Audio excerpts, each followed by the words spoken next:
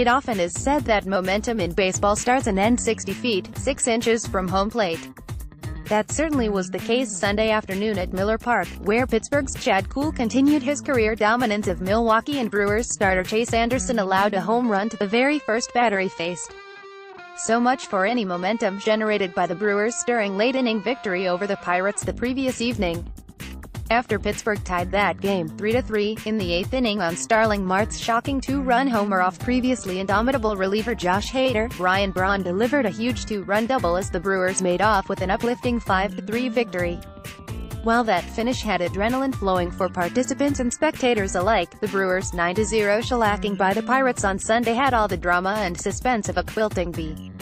The lopsided game left the 38,285 there with little to talk about except the merits of sitting in the sun versus sitting in the shade with the roof open on a mild day. The game, 5 takeaways, box score notes, Stephen Vogt has setback with shoulder on minor league rehab MLB, live scoreboard, box scores, standings, statistics. There's not much good to report about today's game, manager Craig Counsell admitted. We didn't do much right. Kuhl was pitching well. There wasn't anything good happening. The red flag is that these days have come so often this season, especially for a team expecting a more productive offense with the off-season additions of Lorenzo Cain and Christian Yelich. The Brewers have been shut out 7 times in 35 games, compared to 8 times all of last season. 5 of those shutouts came against the Chicago Cubs, including 3 on the last road trip in a series plagued by miserable weather.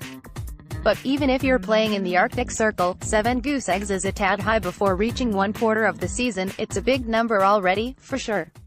Counsell said. The series in Chicago, conditions played a role. But 7 is too many right now. It is a testament to the Brewers' superb pitching that they have won 20 of their first 35 games. They are averaging 3.77 runs per game, below the 4.0 level that usually separates winning from losing. A deeper dive into the run scoring reveals a more concerning issue. The Brewers are 14-1 against 4 horrible teams: San Diego, Cincinnati, Miami and Kansas City. In those games, they averaged 5.5 runs per game.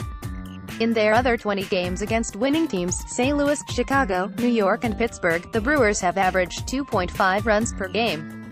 Not surprising, they are 6-14 in those contests. We've got to score runs.